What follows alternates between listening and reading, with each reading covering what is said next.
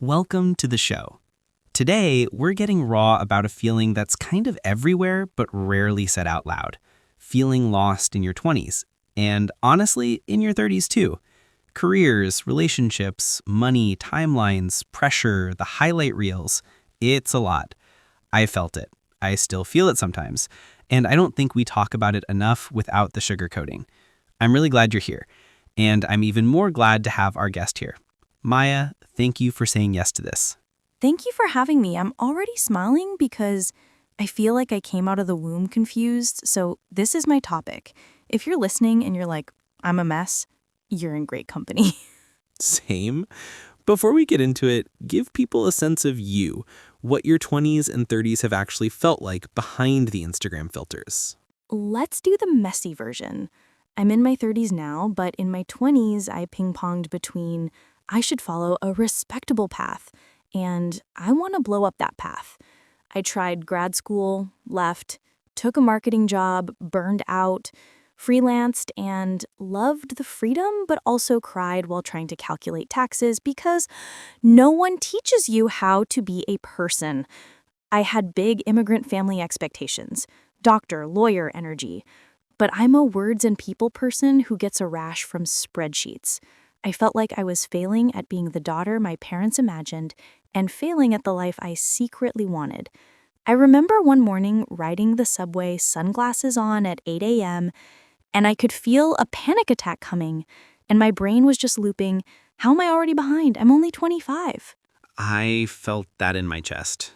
For me, early 20s, I was bouncing between odd jobs. I wanted to make movies, then I thought I'd be a teacher, then I worked retail. I was so sure I was late. And it's ridiculous now because I look back and I was a baby. But in it, it felt like the world already had winners declared and I wasn't on the list. The winner's list that no one can show you a copy of. It's wild how strong it feels. That's what I want to sit in today. Why it feels like that, what's underneath it, and how you walk through the fog without pretending it's not foggy. Because I don't want to sell, just be positive. I want to talk about how to be lost well. Is that fair? That's the line. Be lost well. Because being lost is not a character flaw, it's a set of conditions we all meet. But the skill of navigating it, that can be learned. Okay, let's name the pressure soup. What do you think is actually happening underneath this feeling of being behind? A few things. One is comparison at scale. Our brains were designed to compare to like 50 people in a village, not to millions curated by algorithms. Second is collapsing timelines. Our parents maybe had 3 big milestones by 30. We're trying to juggle 10. Career, passion projects, personal brand, dating apps, mental health, side hustles, friends scattered across cities, maybe family care. So your life isn't hard because you're dramatic. Some of the terrain is just steep. And fourth, I think we lack rituals for being in between. We don't have communal language for I'm in a transition besides I'm failing. That last one hits. When I quit a job at 28, my body was like, we're in danger. We don't do in between. But I wasn't in danger. I was in change. And change has symptoms that look like danger. Exactly. Your nervous system can't always tell. So you think, I'm a mess, but actually your brain is doing its best to keep you alive while you're rewriting your life. Say more about rewriting your life. Because I think for a lot of people, it's not even a big dramatic life pivot. It's just this low hum. Is this it? Why doesn't this feel like I thought it would? The low hum discontent. It's like living a degree off. Not bad enough to explode it, not good enough to calm down. And the trap is thinking the answer is one big decision. Sometimes it is, but a lot of the time it's tiny experiments to realign your compass. If you imagine your life as a map, people keep waiting for the perfect map, but what you need is a compass that points toward values: curiosity, service, creativity, stability, and then you take steps, get feedback, adjust. It's slow, it's annoying, but it's how people end up somewhere that fits. Okay, I want to ground this. Give me a before and after in your own life where you used that compass instead of hunting for the perfect map. Before, I was obsessing over job titles. If I get X title at Y company, then I'll feel legitimate. I got a version of that, and I felt proud for 10 minutes and empty by lunch. After, I asked myself, what are the verbs I want in my day? Not nouns. My verbs were write, listen, teach, build. Then I designed tiny experiments. Start a newsletter for 12 weeks. Host a free monthly workshop. Shadow a career counselor. The newsletter led to clients. The workshop led to a teaching gig. Shadowing showed me I didn't want to do therapy full-time. No single experiment was the answer, but together they moved me toward a life where my verbs were the default. The verbs. That's such a helpful shift. For me, a similar version, I kept asking, what's my dream job? And every answer made me feel smaller. When I asked, what problems do I want to think about for the next couple of years, I got less romantic and more honest. Education gaps, creative courage, helping people not feel alone. Suddenly, it was obvious why I liked podcasting even when I wasn't very good at it yet. It put me next to the problems I wanted to chew on. I love that. It's so much kinder to ask, what's a problem set I can be friends with? Instead of, what's my forever plan? We need to talk about milestones and timelines because I think a lot of the lost feeling is I'm 27 and not married. I'm 30 and not a manager. I'm 33 and we're not pregnant. It's tender. How do you hold that? First, with respect. Grief is real. Comparing timelines isn't just envy. Sometimes it's grief that a story you hoped for is delayed or different. So I don't bully myself with you're on your own path when I'm sad. I let myself be sad. And then I try to widen the lens. Every timeline you can see is cropped. You don't know what that marriage costs behind the scenes. You don't know if that promotion fits their nervous system. I don't say that to diminish their joy. I say it to stop making someone else's chapter a judge's bench. Also, if timelines are going to exist in your head, at least make them plural. I could be married at 29 or 39 or not at all and still build deep love. I could manage at 26 or lead from the side at 36. Give yourself multiple okay outcomes. Plural timelines. I wish someone had told me that at 23 because I thought if I missed one on-ramp, I'd never get back. And that's just not how life works. You can merge. You can merge. And sometimes the longer scenic route gives you skills or self-knowledge that the expressway never would have. I know that sounds like something a yoga teacher says, but it's true. I'll take yoga teacher wisdom today. Let's talk practical. When someone is in that fog, like can't stop comparing, can't hear their own voice, what do you do first? First, stabilize your body. You can't think your way out of a dysregulated nervous system. Sleep, water, walking, protein, sunlight, texting a friend. You don't need a perfect routine. You just need your brain not to be on fire. Second, get your inputs under control. Unfollow or mute accounts that trigger comparison. Follow expanders, people at different ages and shapes of life who show you variety. Third, set a tiny container. A 30-day experiment, 6 weeks of exploration, whatever. It's so much easier to try something when it's time-bound. Fourth, write. Not to be a writer, just to get your brain out of your brain. Prompts I like, what actually gives me energy when I'm not performing? If no one judged me for a year, how would I spend my weekends? Which 3 problems am I curious about, even when I'm tired? And fifth, add a person. You need one person who knows you're in a transition. It could be a friend, a coach, a mentor, a therapist. We are not meant to rewire our lives alone. That last line is so important. When I was stuck, I told literally nobody, which, shocker, didn't help. The first time I said, I'm stuck out loud to a friend, it wasn't like the heavens opened, but I felt less crazy. And then we made a tiny plan, and tiny plans save lives. Tiny plans save lives. Put that on a mug. I'm merching it as we speak. Okay, I want to pivot to the falling behind at work specifically, because the career ladder is a mind game. Titles, pay, prestige, the pace of promotions. I have felt so many times like I'm not where I should be. What's your take? The ladder is a story. It's not reality. Careers are ecosystems. Some plants grow fast and die, some grow slow and last. Some sprout above ground, some build root systems for years before you see anything. People forget that behind is an illusion if the game you're playing is different. If you're gathering rare skills, if you're building relationships, if you're learning to manage your energy, you're compounding value in ways that don't show up in a job title immediately. Also, we conflate speed with success. Speed can be good. That speed without direction is just spinning. I'd rather move slower toward something that fits than sprint up a staircase I don't even want to climb. It's that idea of pace layers. The visible stuff moves fast, the foundation moves slow, and you actually want the foundation to take time. Otherwise, you end up at 31 thinking, I have a team and a salary and I hate every meeting I'm in. Yes, and then you have golden handcuffs, and it's so much harder to experiment because your lifestyle inflated. I'm not shaming that. I've done that. But I tell people, if you can, protect a little optionality. Don't build a life so expensive or performative that you can't say yes to a pivot.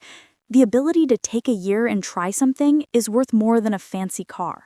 Let's talk money directly because it's an elephant. Student loans, rent, social pressure to spend, and the shame when you don't have what your friends have. How do you reduce the shame and increase agency? First, normalize the conversation. Money thrives in secrecy. The more you talk about salaries, debt, the cost of things, the less alone and defective you feel. Second, build the simplest sustainable system you can, not the perfect budget, just an autopilot that covers the basics, protects some savings, and lets you enjoy life without micromanaging every latte. Third, define what rich means to you beyond numbers. Rich can be time rich, relationship rich, health rich. When I made less money but had Tuesday mornings free to walk with a friend, I felt richer. And sometimes rich is cash, that's fine. But make sure you're chasing your definition, not somebody else's.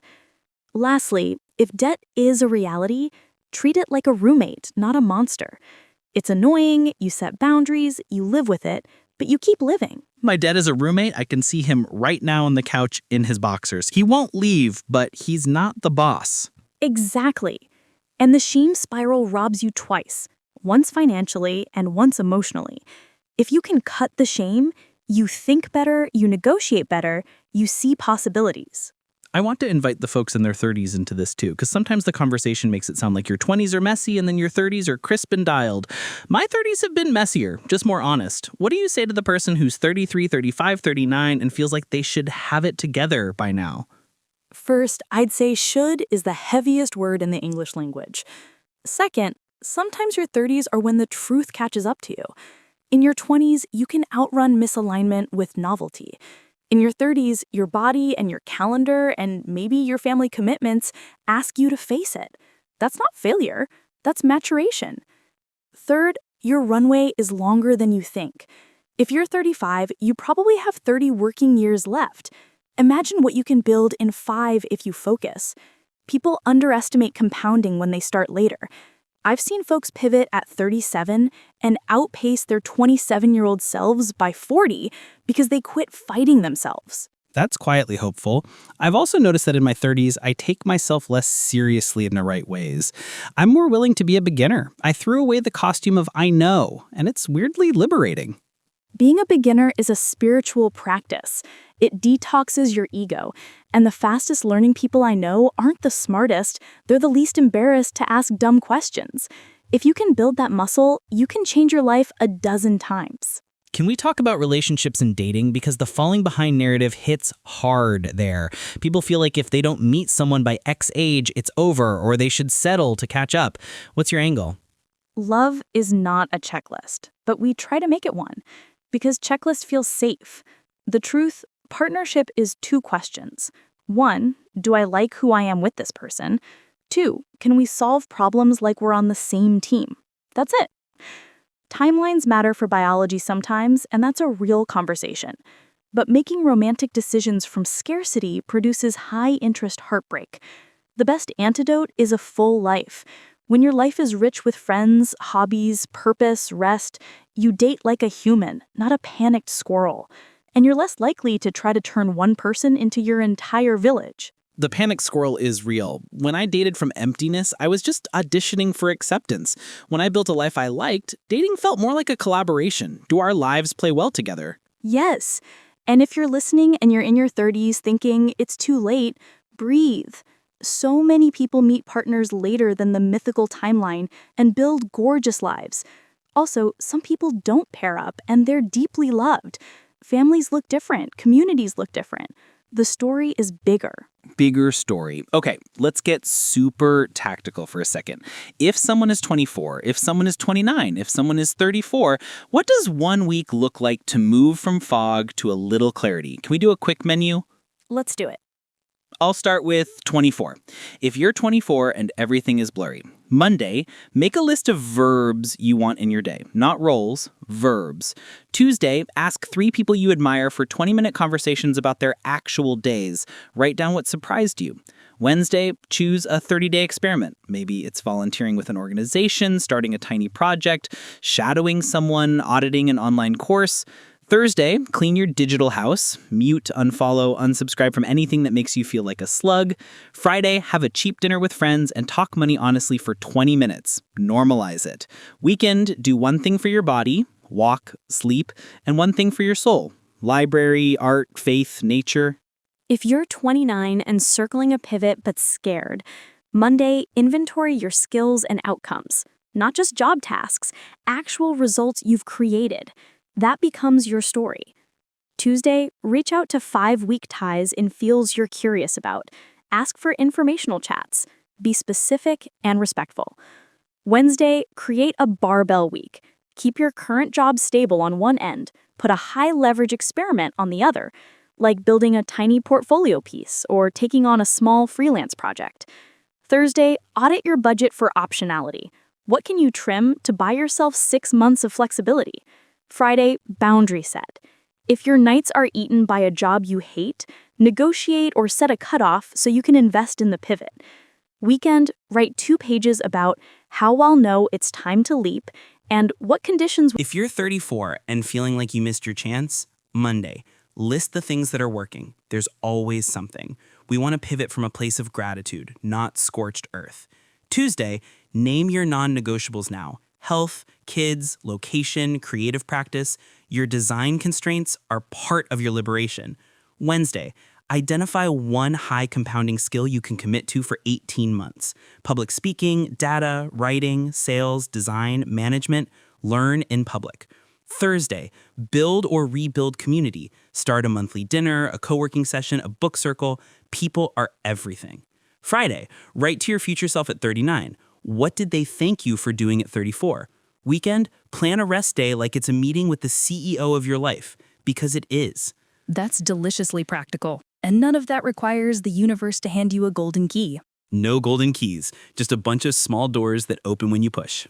Can we talk about mental health for a second? Because sometimes lost is lost, and sometimes lost is depression or anxiety wearing a disguise. If you're sleeping 4 hours, crying daily, isolating, or losing interest in everything, please talk to a professional. Therapy is not a failure, it's a tool. Sometimes your brain chemistry needs support so you can do the life experiments we keep talking about. Yes, it's an act of courage to ask for help. I wish we stamped that on billboards. Same. And on the opposite end, there's the danger of toxic productivity, trying to outschedule your feelings. You don't need a perfect morning routine to be worthy. You need enough routine to support a nervous system that's doing hard things. I learned that the hard way. I tried to optimize my way out of uncertainty and just ended up tired and mean. The best days are the simplest ones. Walked, wrote for an hour, didn't destroy my brain with doom scrolling. The bar for a good day is lower than you think. If you set a bar you can meet often, your confidence rebuilds, and then you can stretch. Confidence rebuilds through kept promises to yourself, not through external gold stars. I wish I had understood that at 22. Me too. Gold stars feel good in public, kept promises feel good in private. You need both sometimes, but when private feels good, public matters less. I want to go back to family expectations. You mentioned immigrant parents earlier. That's a specific kind of pressure. Love, fear, sacrifice. How did you navigate the conversation when your path wasn't the picture they had? With tears, honestly, and with scripts. Sometimes love needs translation. I said things like, I know you want me to be safe. My path looks different, but I'm building skills and saving money. Here's my plan for the next 3 months. Specificity helped. I also learned to talk to the fear under their words. When my mom said, get a real job, what she meant was, I don't want you to suffer like I did.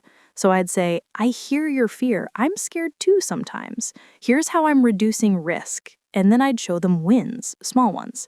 Parents relax when they see momentum. Not always, but often. Also, it's okay to love your family and still build a life they don't fully understand. That's adulthood. That's beautifully said. And for people whose families are safe and supportive, that's a blessing. Use it. For people whose families aren't safe or supportive, build chosen family. That's not a platitude. It's an address book with names you can call. Yes, curate your inputs across the board. People, places, algorithms. You don't become yourself in a vacuum. You become yourself in an ecosystem. Tune your ecosystem. Okay, let's do a mini coaching exercise right now. Someone is listening in their car or under their covers with AirPods, and they're like, okay, cute, but I'm still scared. What can we do a 2-minute intervention for? Absolutely. Close your eyes if you can. Put one hand on your chest. Inhale through your nose for 4. Exhale for 6. Do that twice. Now say out loud, I am allowed to be unfinished. Notice any part of you that resists. Say hello to it. It's trying to protect you. Ask yourself, where in my body do I feel behind? Is it a clench in your jaw, a heat in your stomach? Put a hand there. Tell it, I see you. Now open your eyes, write one sentence. If the next week went 10% better than usual, it would look like fill in the blank. That is your assignment. Underline it. That's enough. I did it along with you and my shoulders dropped. 10% better is such a generous bar. Generosity is underrated as a productivity tool. Okay, can we talk about the quiet shame people feel around friendships in their 20s and 30s? The drift, the group chats that died, the fact that making friends as an adult is awkward. It makes people feel like they're failing at humaning. Friendship in adulthood is logistics plus vulnerability. The logistics part is real. Everyone's busy. The fix is to make it scheduled and repeatable. Start a Tuesday soup night, a Sunday morning walk, a monthly movie club. Put it on the calendar. The vulnerability part means going first. Text, I miss you, want to catch up? Or, I'm in a weird season, could use a hang. People are craving someone to make the first move. And if you move cities, expect a year of weird. You're not broken, you're rebuilding a village. It takes time. That permission to take a year helps. I moved at 30 and thought, why aren't I best friends with 10 people? Because it's been 3 months, Alex. Calm down. Also, let your friendships be seasonal. Some people are for your bar-hopping 24-year-old era. Some are for your grief. Some are for creativity. Expecting one friend to be everything is how we get lonely. I want to touch on identity because when the job's unclear, the relationship's unclear, the timeline is unclear, the question, who am I, feels like a trap. What's a kinder way to approach identity in the fog? I like to ask, who am I when nothing is performing? How do I treat the barista? What books do I reach for?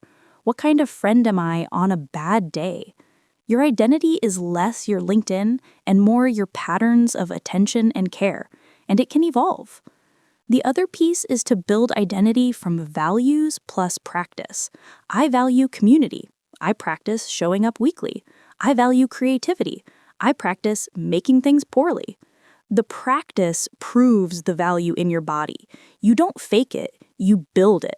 Making things poorly is sacred. My first podcast episodes were cringe, and that's the tax you pay to become someone who makes good things. The cringe tax. Pay it early and often. Let's go to social media one more time because it's the comparison machine.